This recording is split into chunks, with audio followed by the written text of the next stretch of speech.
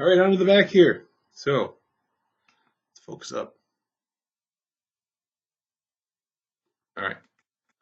Triangle FGH is inscribed in circle O. The length of OH is 6. FGH, so FH, this is really important.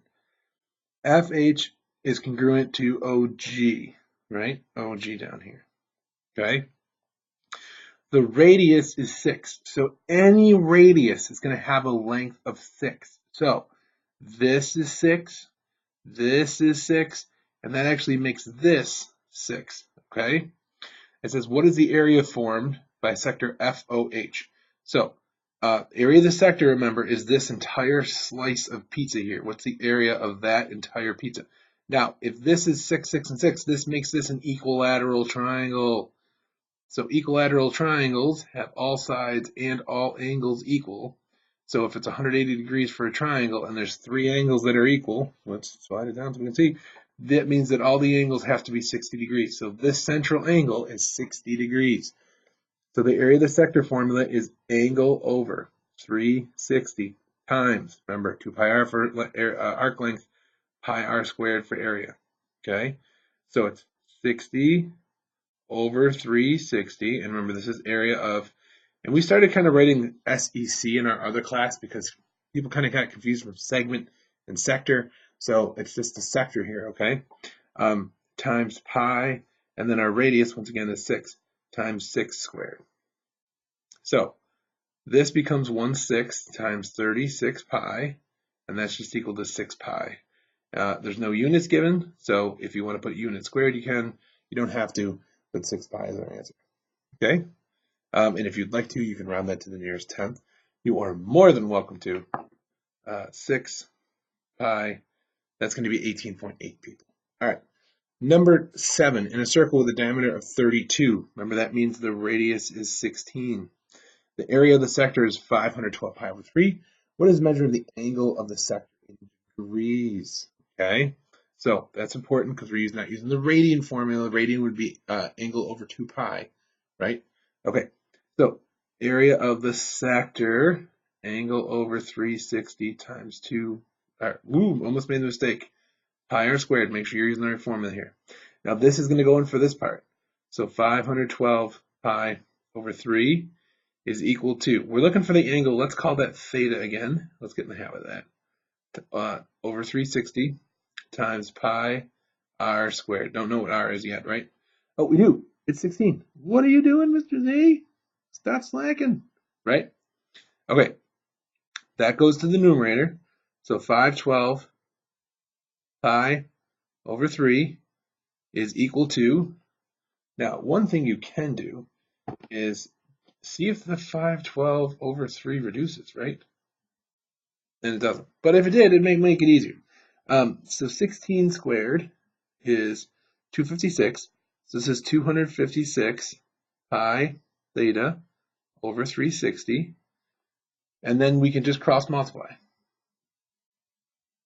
Now the question is, does that reduce? And you can reduce 256 pi over 360 to 32 over 45. So it's your call. We'll keep it big. Big numbers don't scare us, right? So cross multiply. 360 times 512 is that big number. 184,320. 184,320 pi is equal to 256 times 3.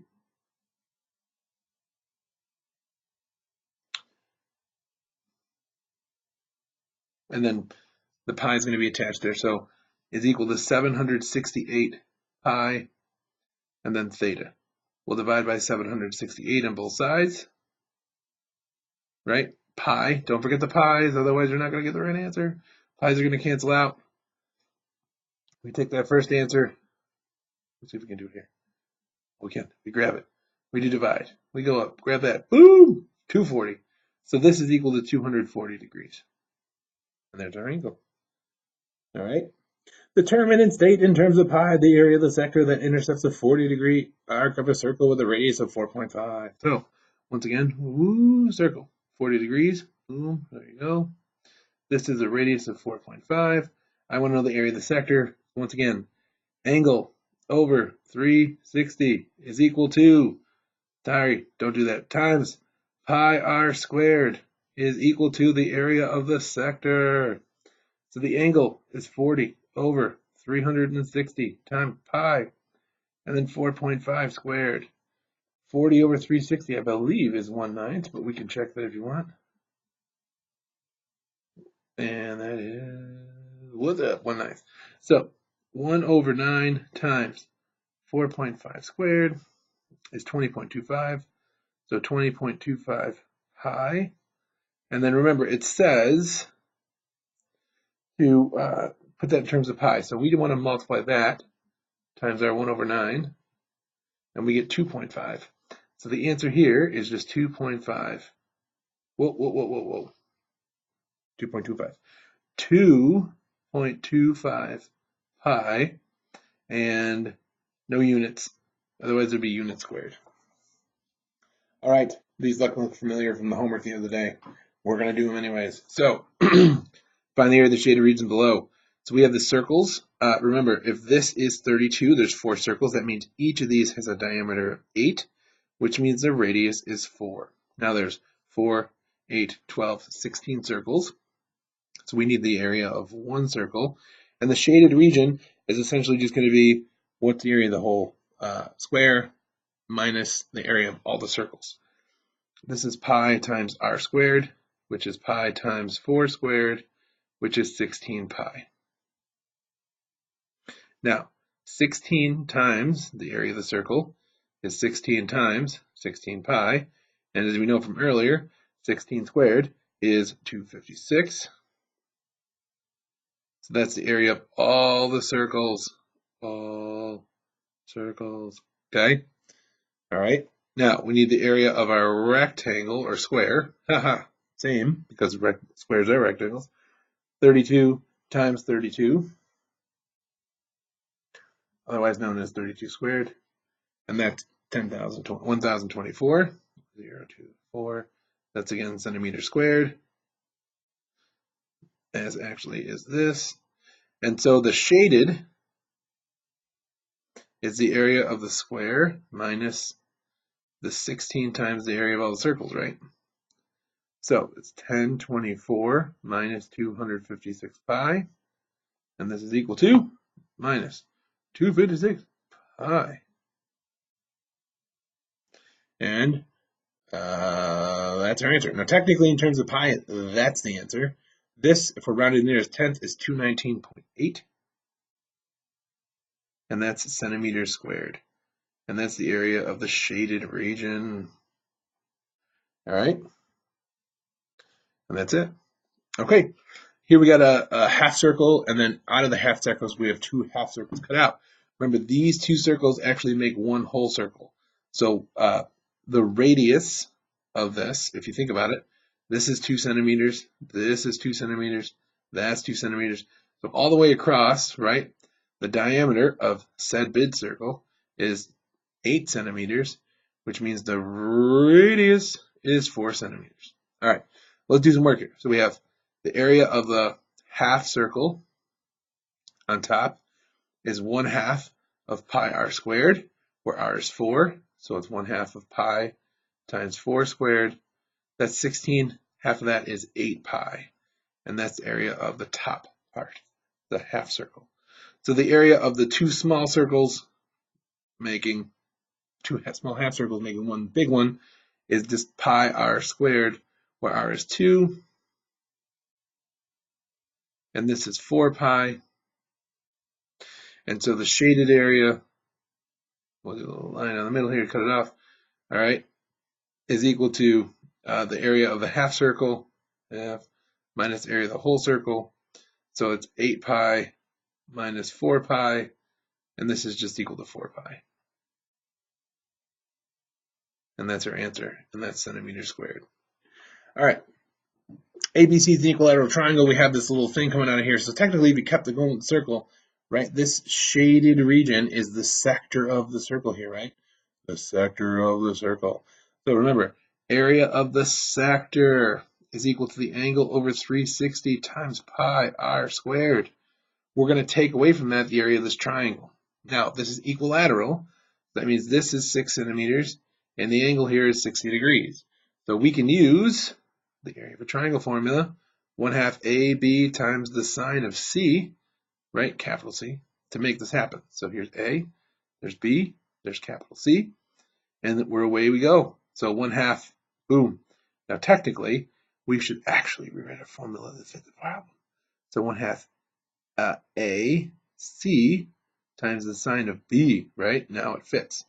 That's side C. This is actually side angle B. So 1/2 6 times the sine of 60. And we're going to leave this in the sine 60. This is really not a nice number. So half of 6 times 6, which is 36, is 18. We're going to leave the area of my triangle as 18 times the sine of 16. We can round it. Now the area of the sector, the angle here is 60 degrees over 360 times pi r squared, where r is 6 squared. So this is 1/6 times 36 pi. And once again, that's 18 pi. So that's the area of our sector. So the shaded, which is really the area of the segment, right, is just the area of the sector minus the area of the triangle. So 18 pi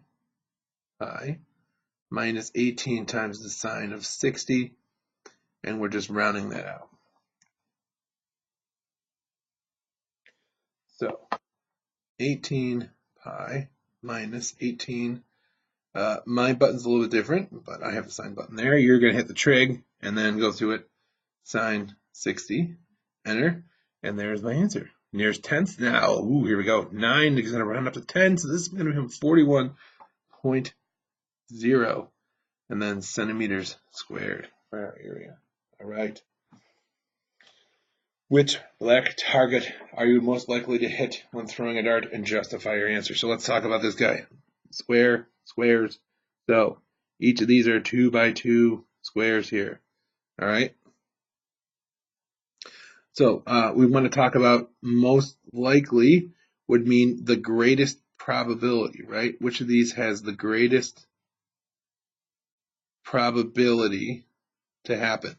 So that's going to be the area of the shaded over the total area.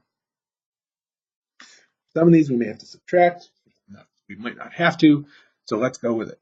So target A, right? We have 4 of these black squares. They're 2 by 2. And we have the whole thing. So the area of the shaded is 4 times the area of our square, which is just length times width. So 4 times 2 times 2, that's 4 times 4, that's 16 meters squared, right? Our total area is just 6 times 6 because it's a square. So 6 times 6 is 36. So the probability of the shaded region here is equal to 16 over 36.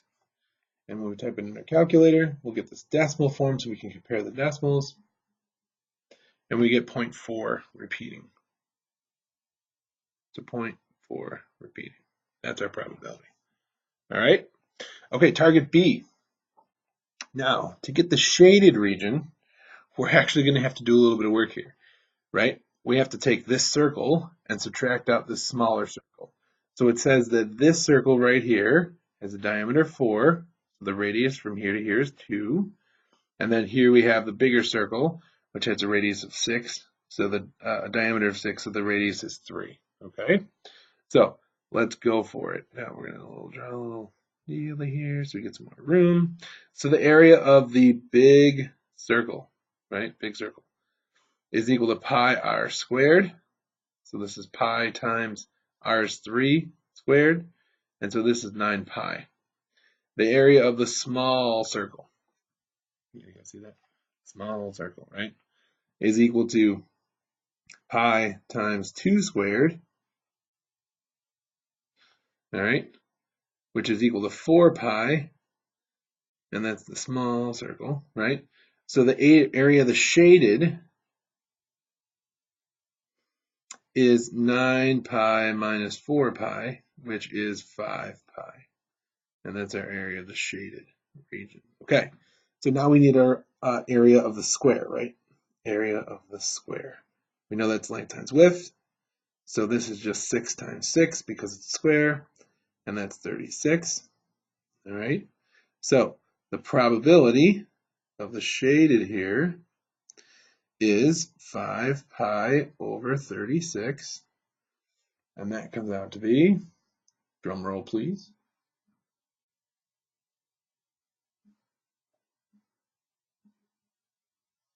ooh, a little bit less, right? 0.436. And so that is the probability of the shaded region for the second one. All right.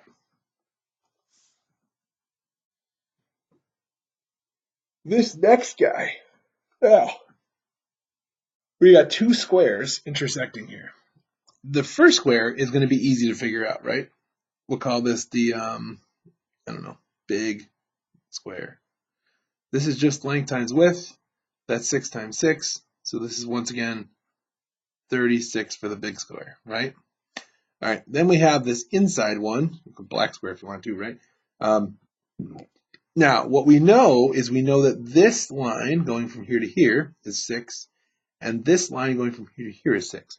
These are also the diagonals of a square, which if you remember, bisect each other and are congruent and form 90-degree angles. So now we know that the sides of this right triangle, the two legs, have sides lengths of 3 and 3. And so this hypotenuse, we can just use Pythagorean theorem for. So we know that this hypotenuse squared is equal to 3 squared plus 3 squared. So c squared is equal to 9 plus 9. C squared is equal to 18. And so c is equal to radical 18. That's the length of the side. So the area of the white square, if you will, you can also call it the small square, is going to be just length times width. And remember, the sides are just radical 18 times radical 18, which is 18. Your square radical, right, multiply times itself, you get the number inside back.